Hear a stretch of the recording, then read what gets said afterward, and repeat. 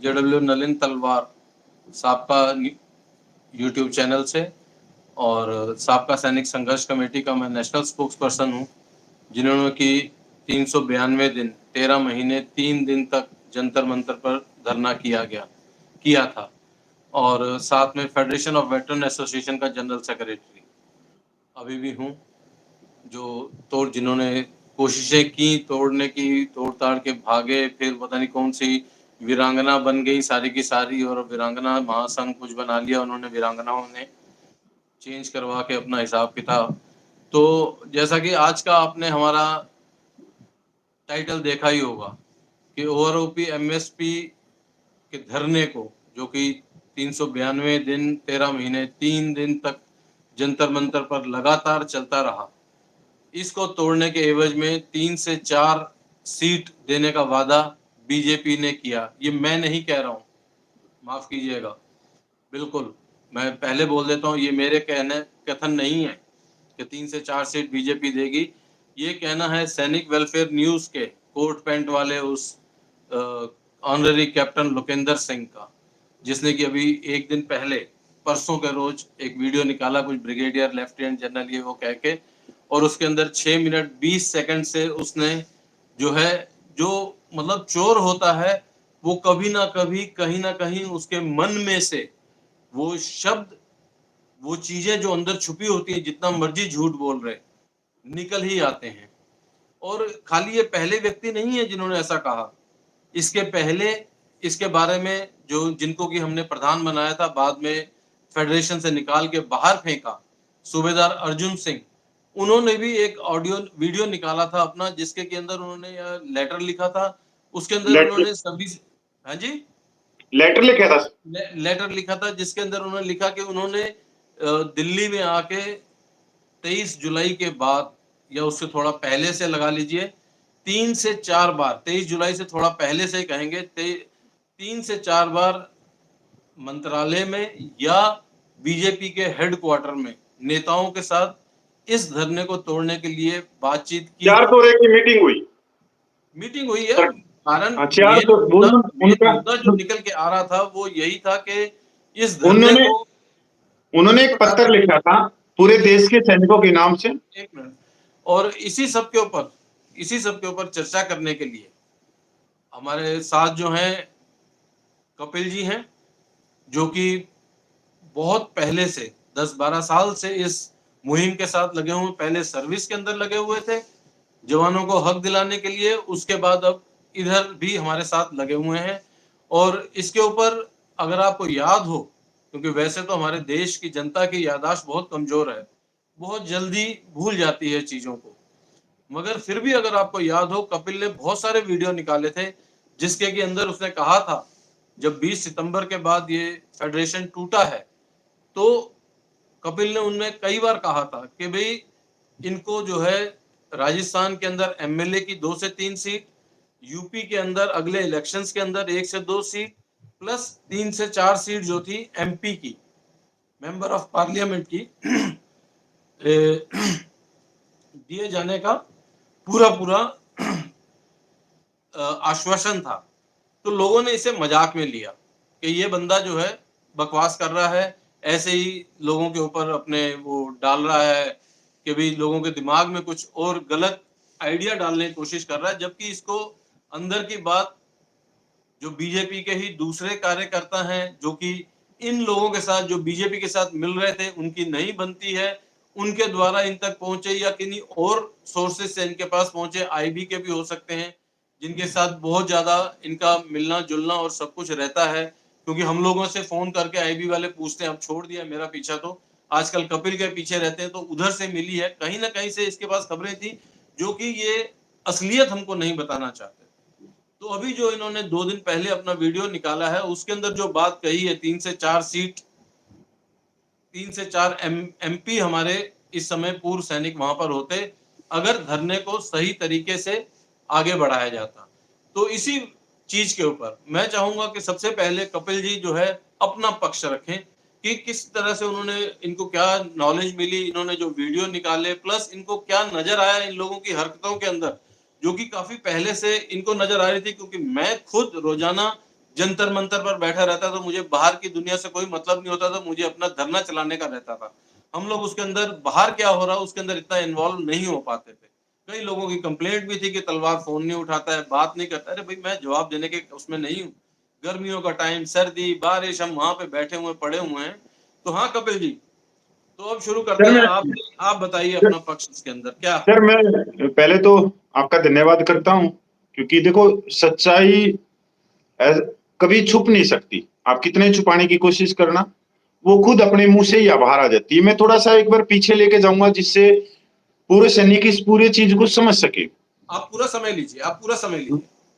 तो sir, one rank on pension का आंदोलन चला 2006-4 के करीब, और सबसे ज्यादा वन रैंक ऑन पेंशन का जो आंदोलन चला है, तो उसमें महत्वपूर्ण जो भूमिका है जिसको उठाने में, जिसको हम कह सकते हैं कि ग्राउंड से किसने उठाया, तो उठाया मेजर जनरल सतवीर साहब ने और लेफ्टिनेंट जनरल राज काद्याण साहब ने। और बिल्कुल। वहां से एक भूमिका बढ़ती हुई आई 2013 में 15 सितंबर रेवाड़ी रैली की।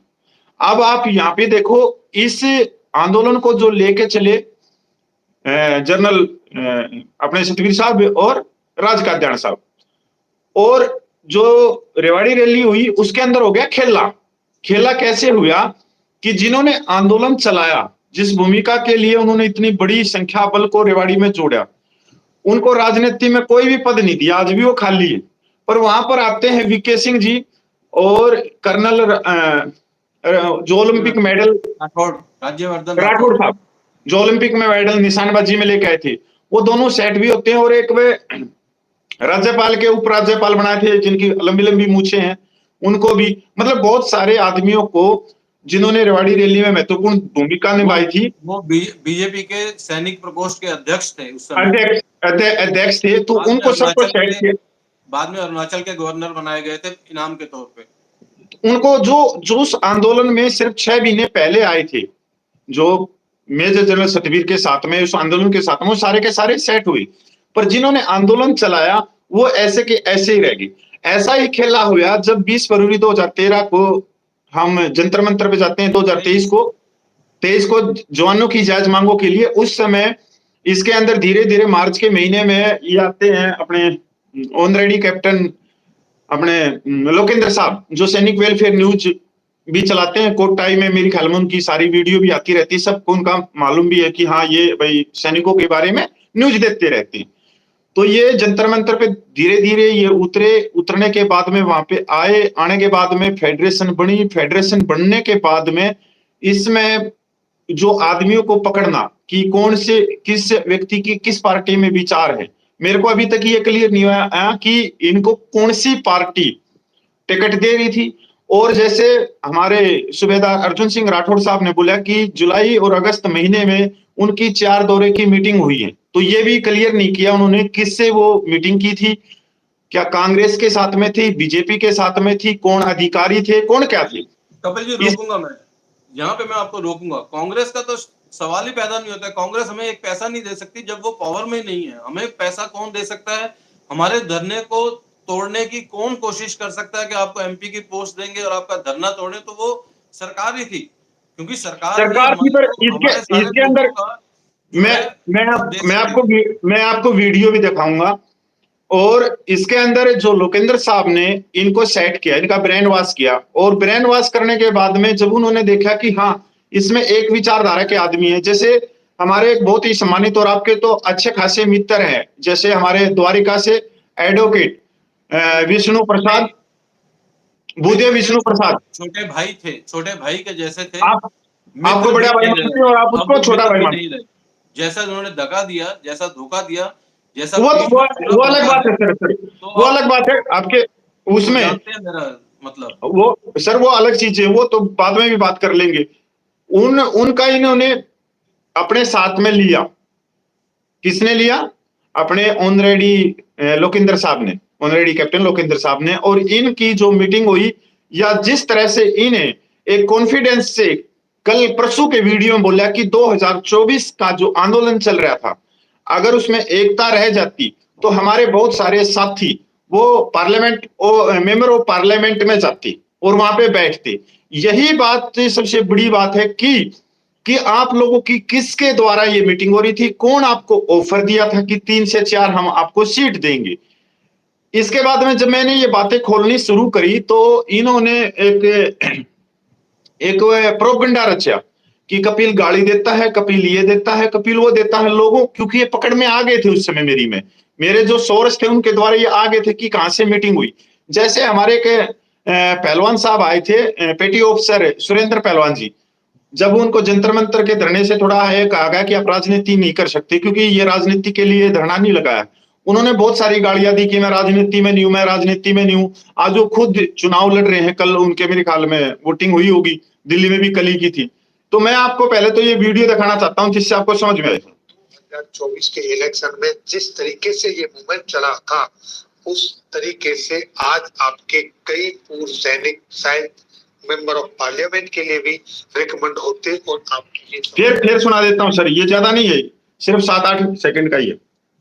थोड़ा साइड में रखो आप अब इलेक्शन में जिस तरीके से ये मूवमेंट चला था, उस तरीके से आज आपके कई पूर्व सैनिक शायद मेंबर ऑफ पार्लियामेंट के लिए भी रिकमेंड होते और आपकी ये समस्या फिर सुन ले सर। तो 2024 के इलेक्शन में जिस तरीके से ये मूवमेंट चला था, उस तरीके से आज आपके कई पूर्व सैनिक शायद मेंबर ऑफ पार्लियामेंट के लिए भी रिकमेंड होते और आपकी ये समस्या। कितने कॉन्फिडेंशियल से ये बोल रहा है, आप चेहरे पे देखो, बिल्कुल ऐसा नहीं है कि मायूसी से, बड़े कॉन्फिडेंस से बोल रहा है कि अगर वो आंदोलन में एकता होती तो बहुत सारे सैनिक पार्लियामेंट में पूछते। कौन पूछते और क्यों पूछते? क्योंकि मैं एक सीधी सी बात बता देता हूं, जब 20 फरवरी को धरना प्रदर्शन शुरू किया गया तो ये गैर राजनीति था और गैर राजनीति ही रहा। हमने किसी पार्टी के दरवाजे पे नहीं, हम अपनी मांगों के लिए गए थे। हम उस तरह का नहीं कर सकते थे जिस तरह से रेवाड़ी रैली हुई थी 15 सितंबर 2013 को। हम यहाँ पे कोई सांसद बनने नहीं गए थे, पर यहाँ जो लोग आए वो सांसद बनने या राजनीति करने के लिए आए थे, अपनी रोटियां सेकने के लिए आए थे। क्योंकि अगर हम लोकेंद्र साहब की बात करें तो हम टी शर्ट में बैठे हैं, तो ये कोर्ट में बैठे तो वो है इन ये थोड़े से आर्थिक स्थिति में मजबूत है, बहुत सारे होंगे। और आपने भी इनकी गाड़ी देखी है, बहुत अच्छी लंबी सी गाड़ी है, मेरे ख्याल में 20-25 लाख की तो गाड़ी होगी। हमारे पास में आल्टो रहती है। तो जब आदमी के जेब में ज्यादा पैसे होते हैं सर, वो राजनीति में ऑटोमेटिक जाता ही जाता है। ये हमेशा से ही रूल रहा है, जिसके पास में थोड़ा सा पैसा ज्यादा हो जाता है। यहाँ पर मतलब थोड़ा सा बीच में मैं आपको रोकूंगा कपिल जी। तो मैं अपने दर्शकों को सबसे पहले ये बताना चाहता हूं कि जैसा कपिल जी ने आपसे लोकेंद्र जी के बारे में बात की, तो लोकेंद्र सिंह जो हैं 20 फरवरी 2023 से जो हमारा धरना शुरू हुआ था उसके साथ वो बिल्कुल भी नहीं थे। वो जंतर मंतर पर पहली बार 12 मार्च 2023 को आए थे, जिस दिन वहां पर वॉइस की रैली थी, वॉइस ऑफ एक्स सर्विसमैन की रैली थी। उस दिन वो पहली बार जंतर मंतर आए थे।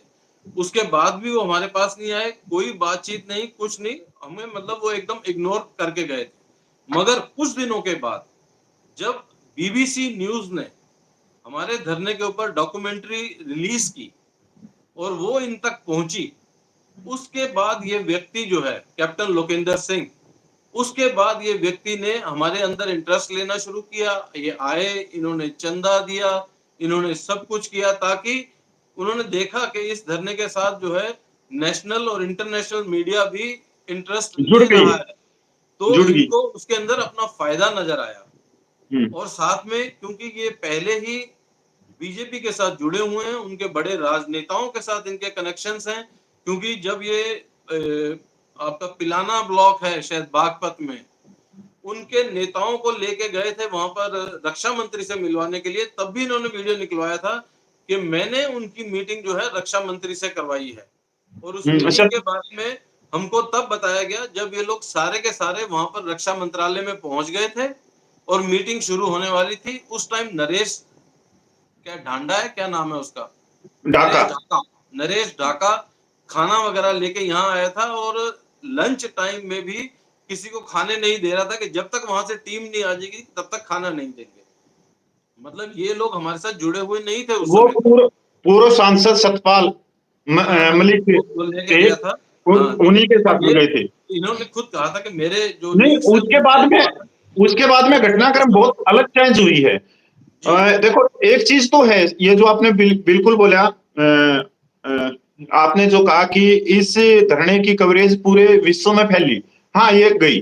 अगर आप गूगल पे भी सर्च करोगे और इसके जो वीडियो है या न्यूज है, अच्छे से अच्छे मैगजीन में, द हिंदू पेपर में, द टाइम्स में, मतलब हर एक मीडिया में इसकी खबर आई है। और लाखों की तादाद में इसके वीडियो होंगे भाई, यूट्यूब चैनल पे, फेसबुक पे, बड़ी बड़ी जो नेशनल मीडिया है उनके उस पे, मतलब बहुत जबरदस्त था ये आंदोलन और सक्सेस भी हुआ है। इसमें कोई दिक्कत नहीं है कि ये फैल हुआ है, बिल्कुल नहीं है, क्योंकि सबसे पहली बात तो ये थी कि जवान जागरूक हुए। पहले तो ठीक थे, बहुत ही कम जवान जागरूक थे। वो सिर्फ पंजाब से जो पंजाब से जो पूर्व सैनिक चले वही जागरूक थे। वो दिल्ली में आए, दिल्ली पंजाब से अगर जंतर मंतर पे कोई आया है तो साबका ही आई है, और सबका उसमें ही से तो आज तक पूरे देश के अंदर किसी की हिम्मत नहीं पड़ी है कि वो 24 घंटे से ऊपर का कोई आंदोलन वहां पे कर सके। मतलब नहीं एक कर दिन, सिर्फ एक दिन वो 4-6 घंटे करके और उसके बाद छुट्टी। तो मैं कहना चाह रहा था कि जब आपने देखा होगा एक स्टेज के ऊपर लोकेंद्र साहब जी, वो बीजेपी के स्टेज पे जाते हैं, पगड़ी बंधवाते हैं।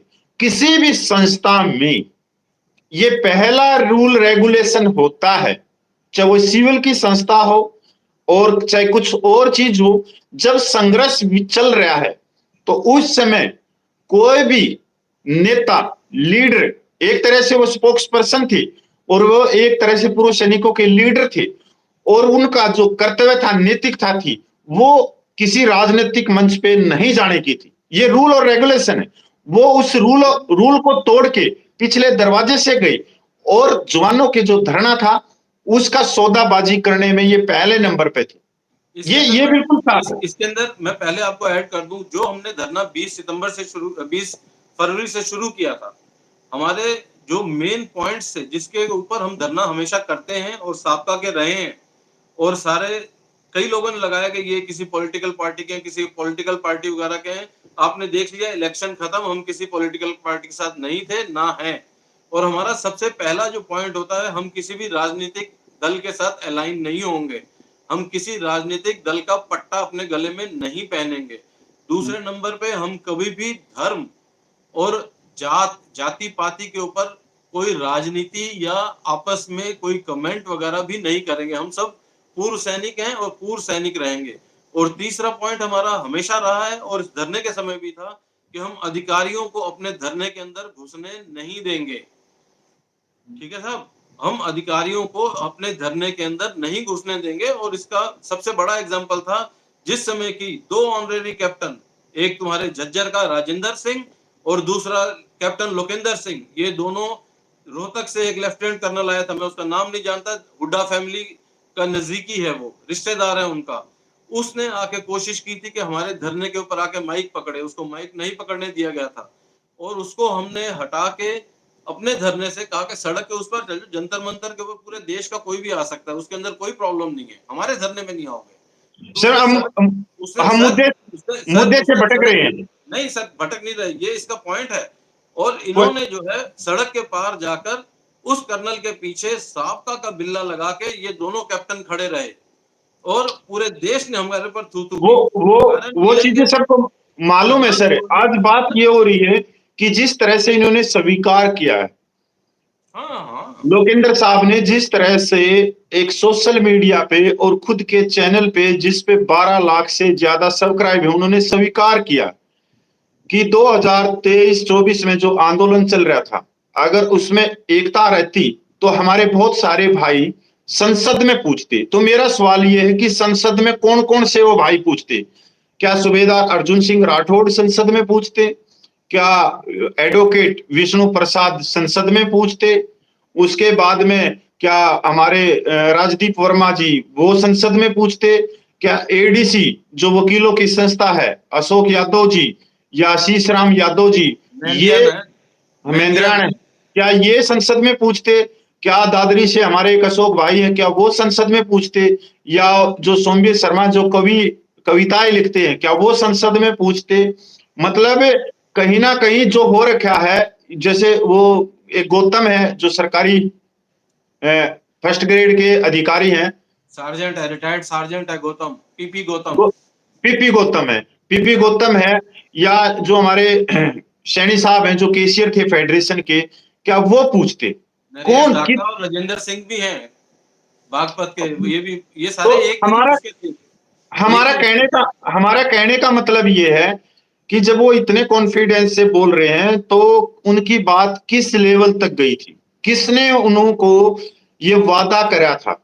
किस पार्टी की सरकार ने, किस राजनीतिक पार्टी ने, पक्ष ने, विपक्ष ने? क्योंकि उस चीज के बारे में तो वो जानते हैं। हम तो ठीक है, हम अपनी तरफ से कर देते हैं।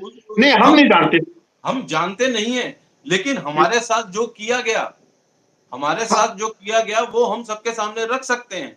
वो इन्होंने 23 जुलाई को संसद घेराव नहीं होने दिया, जिस समय की 80,000 से लेके 1 लाख तक पूर्व सैनिक पहुंचा, जो कि एक रिकॉर्ड रहेगा जंतर मंतर पर इतनी भीड़ का, इतने लोगों का आने का, कि एक जुनून के साथ सब पहुंचे थे, पूरे देश से आए थे। ऐसा नहीं कि खाली दिल्ली या उसके आसपास के, दिल्ली के तो मैं कहूँ 100-150 ही होंगे, बाकी सारी जनता जो थी वो बाहर से आई थी। सारी की सारी जितने भी हमारे भाई आए थे पूर्व सैनिक, वो सब बाहर से आए थे। इन लोगों ने संसद घेराव नहीं होने दिया, थू थू करके गए लोग। ऐसा नहीं, एक नहीं हजारों गए, ऐसे ही थू थू करके हमारे ऊपर के, क्या है यार आप लोगों ने हम लोगों को इतनी दूर दूर से बुला लिया, गर्मी के अंदर तड़पते हुए आए हैं। ये इनका पहला वो था, क्योंकि इनका जो मुद्दा साफ साफ नजर आया, जो कि 17 सितंबर 2023 को खुल गया। इन्होंने कि हम फेडरेशन अलग कर देंगे, इनका मेन मुद्दा था कि इस धरने को बंद करो। तो ये वही है सरकार ना, के जिस लिए, तरह ये से सरकार के गले की हड्डी बनता जा रहा है। इस धरने बस को बंद कर दो, तुम जो कहोगे तुमको मिलेगा। सिर्फ ओआरओपी और एमएसपी को भूल जाओ, तुम्हें एमपी बना देंगे, तुम्हारे गले में पट्टा डाल देंगे, उसके बाद वो हमारे बाजू बन के रहना। जब मैं कहेंगे हाथ उठाओ तो हाथ उठाओ, जब कहेंगे इसमें भी म्यूजिक मैं के, आपको रोकना चाहता हूं। जी जैसे जैसे 1 साल तक ये आंदोलन चला, आप पहले की जो भूमिका देखोगे पूर्व सैनिकों की, कि उनकी जो वोट है पूरे देश भर में 5 करोड़ है, 140 सांसद सीटों को सीधा प्रभावित कर सकती है। और 1 साल जब ये धरना प्रदर्शन चला तो उससे सैनिक, उस पार्टी से लोग हटने लग गए पूर्व सैनिक। जब हम फरवरी, आप फरवरी को देखो, 20 फरवरी को, उस समय जो फौजी भाई थे वो ये कह रहे थे कि नहीं, ये जो धरना प्रदर्शन चल रहा है गलत चल रहा है। बहुत देश में आवाज आ रही थी, नहीं ये कांग्रेस के हो सकते हैं, ये बंदे कांग्रेस ने इनको स्पॉन्सर किया होगा, इनको फलाने ने किया होगा, ये मोदी के खिलाफ हैं, ये बीजेपी के खिलाफ है, मतलब बहुत कुछ बहुत कुछ।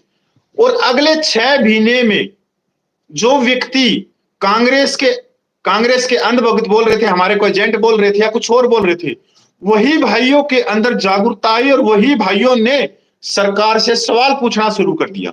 और 6 महीने से पहले से ही इसकी रणनीति या कुछ और लगा लो कि जब ये बहुत पावरफुल हो गया ये धरना पूरे देश में, लोग सड़कों पे निकलने लग गए, डीसी कार्यालय में जाके मांग पत्र देने लगे, सांसदों का घेराव करने लगे, सरकार के लिए गले की हड्डी बन गया।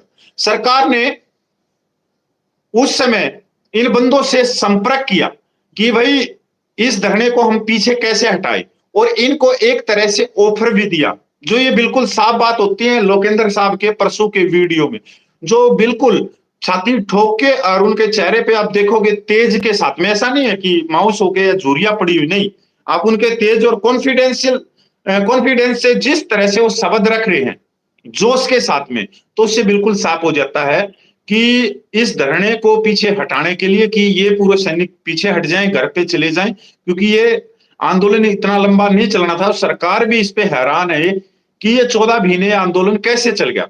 तो इनकी जो 17 सितंबर की जो मीटिंग हुई उससे पहले ही एक 22 मिनट की ऑडियो वायरल हो जाती है। वो 17 सितंबर से पहले ही 20 या 25 दिन पहले वायरल होती है, 23 जुलाई के बाद में ही दूसरे तीसरे दिन, जब इनकी दूसरी मीटिंग होती है। जहां तक मेरे को मालूम है, मेरे पास में कोई आधिकारिक जानकारी नहीं है, नहीं मेरे पास में कोई फोटो है, पर 23 जुलाई के बाद में दूसरी इनकी मीटिंग 2 या 3 दिन के बाद में होती है। ये दिल्ली आते हैं, वो किसी बड़े नेता से इनकी मीटिंग होती है, और वहां से ये हो जाता है कि अगर हम धरने में से मेन व्यक्ति कौन है, उन व्यक्तियों को अगर बाहर निकालते हैं तो ऑटोमेटिक धरना नहीं चल पाएगा। तो उन्होंने सबसे पहले पकड़ा मेरे को, कि कपिल गाली देता है, कपिल ये करता है वो करता है, और 17 सितंबर की जो कटवा मीटिंग होनी थी उसके अंदर मेरा पॉइंट डाल रखा, कपिल को बाहर निकाल देते, निकाल दो।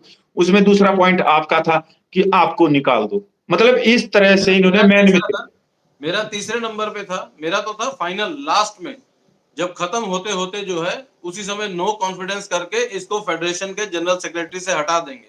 लेकिन जब मैंने वहां पर 17 सितंबर को इनके राज खोले, इनकी असलियत बताई, जो झूठ लोगों को बता रहे थे, मैंने वहां उनके सामने खड़े होकर बोला कि मेरे से प्रश्न करो ना, आपके साथ जो भी झूठ बोला हो उसका जवाब नहीं दे पाए और कोई उठ नहीं पाया। सबको समझ में आ गया कि भाई उनके साथ धोखा किया गया है, उनको गलत पट्टी पढ़ाई गई है सबके बारे में। लोग ऐसे नहीं है सर, हम किसी के पास फोन करके नहीं मिल रहे हैं। इनका काम यही था कि फोन करके सभी एसोसिएशंस के अध्यक्षों के साथ, सेक्रेटरीज के साथ, उपाध्यक्षों के साथ फोन कर करके जो धरना चल रहा है इसके खिलाफ भड़काना। और सर, सुनी सुनाई बातों पे जो कहावत है सर, भगवान की लाठी में आवाज नहीं होती पर वो पड़ती है। जब मैंने ये वीडियो देखा तो मेरी आत्मा अंदर तक झंझोर गई कि आज इस समय सर आप जीव जानवर कोई भी बाहर नहीं निकल सकता। अगर चिड़िया भी एक बार बाहर निकल के घूम के आए ना सर, कि सोचे कि मैं 100 मीटर तक घूम के आऊं, तो सर वहीं पे चक्कर खा जाएगी, इतनी गर्मी है। और इस गर्मी के अंदर जो व्यक्तियों ने जंतर मंतर पे पिछले साल वहां पे बैठ के एक तपस्या करी है 7.5 लाख माता बहनों के लिए, न्याय के लिए, सम्मान के लिए, स्वाभिमान के लिए, समानता के लिए, उस तपस्या को कुछ व्यक्तियों ने अपनी राजनीतिक रोटियां सेकने के लिए, लंबी लंबी गाड़ियों में बैठने के लिए, संसद के अंदर पहुंचने के लिए, दूसरी पेंशन के लिए, एक वीआईपी की तरह उस धरने को एक विशेष राजनीतिक पार्टी में जाके उन्होंने इसको सरेंडर कर दिया, सरेंडर कर दिया। हाँ, बेच दिया, सरेंडर कर दिया। पैसा भी दिया भाई, पैसा मिलता है तभी दूसरे दल और सब कुछ खड़ा होता है। और इसमें सबसे बड़ी बात यह है कि जिन आदमियों की हिम्मत थी, भाई जनक राज जी हैं, गोपाल कृष्णा है, विजय भाई हैं, रमेश जी हैं, आप हैं, हिम्मत है कि आप जो पीछे नहीं हटे। 2 विजय कुमार है, एक एयरफोर्स वाले सार्जेंट और एक नायब सूबेदार विजय कुमार। आप लोगों की हिम्मत है कि इतनी बड़ी षड्यंत्र भी रचा गया इस धरने को पीछे हटाने के लिए, पर आप लोगों के साथ में 7.5 लाख माता बहनें थी जो ये धरने का कुछ नहीं बिगाड़ सके, और ना ही आज इनको टिकट मिली।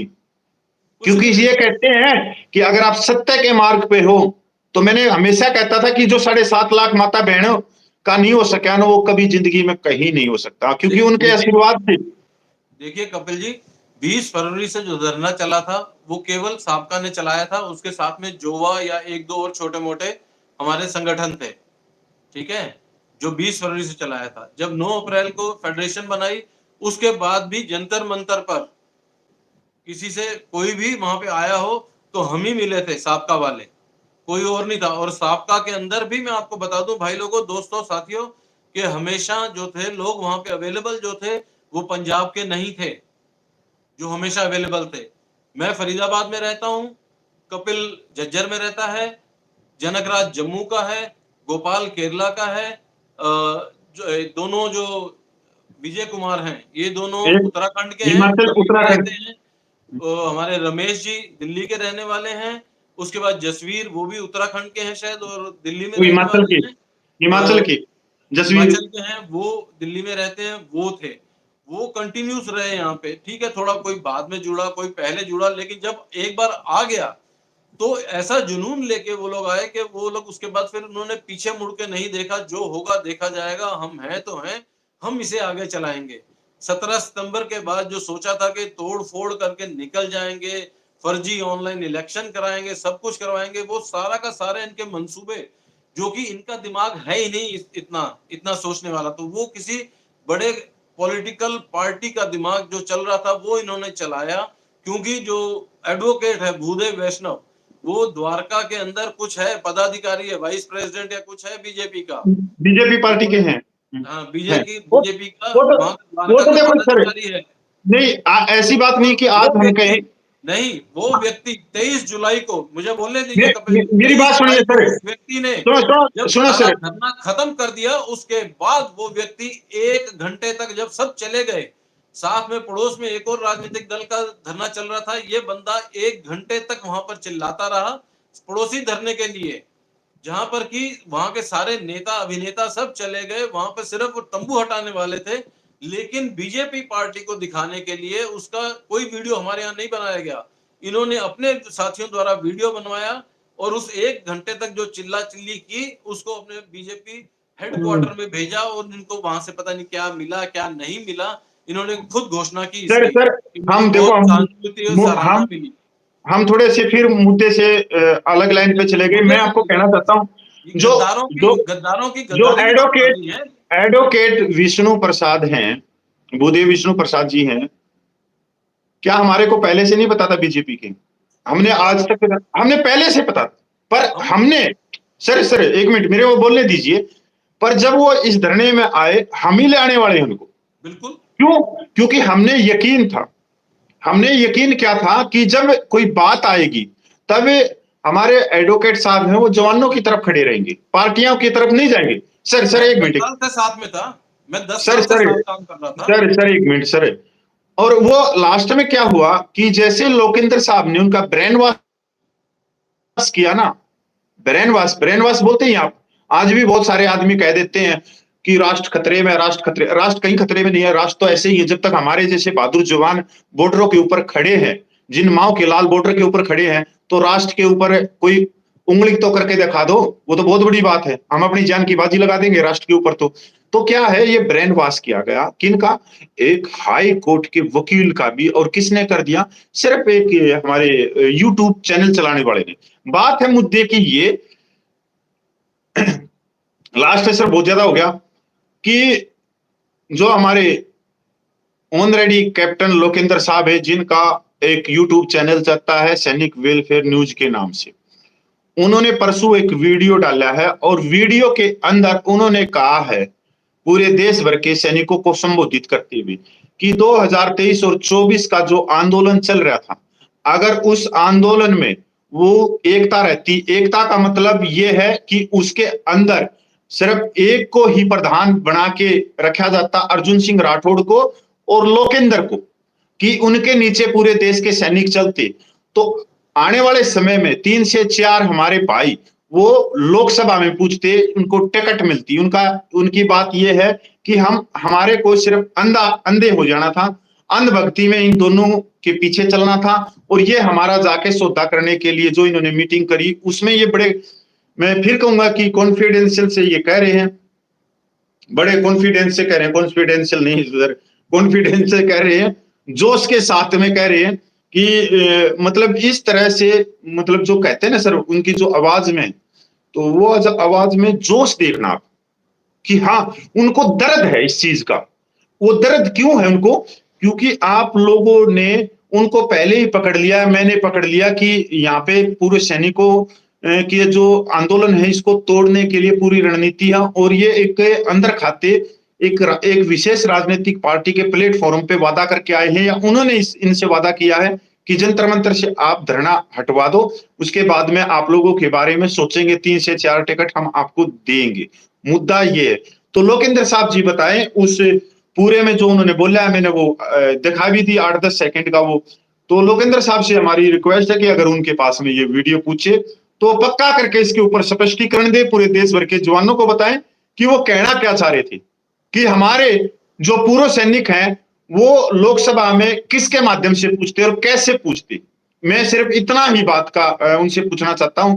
और वो एक बार जो बीजेपी वो जो पगड़ी बंधवा के आए थे, वो कौन सी राजनीतिक पार्टी का मंच था, कौन कौन वहां नेता थे, किस पार्टी के थे, ये भी बताएं, क्लियर करें इसमें। क्योंकि अब ये सवाल मैं नहीं पूछ रहा, ये सवाल पूछ रही है सर 7.5 लाख माता बहनी, बस। और बोलने के लिए सर मेरे पास में कुछ है नहीं। चलिए ठीक है साथियों, आपने देखा कि किस प्रकार से हमारा जो धरना था उसे तोड़ने की कितने ऊंचे लेवल से कोशिश की गई, लेकिन हम लोगों ने, जो 6-7 लोग थे जो दिल्ली और उसके आसपास के थे, हम लोगों ने इस धरने को चलाया और आखिर तक चला के लेके गए, और वो थी साबका सैनिक संघर्ष कमेटी, जिसके कि हम बंदे थे, बंदे हैं और बंदे रहेंगे, और काम कर रहे हैं, काम कर रहे थे और आगे भी करते रहेंगे। और हम लोगों ने इस धरने को टूटने नहीं दिया। हम चाहे 4 आदमी वहां बैठे, 5 बैठे, 3 बैठे, लेकिन धरना कामयाब रखा।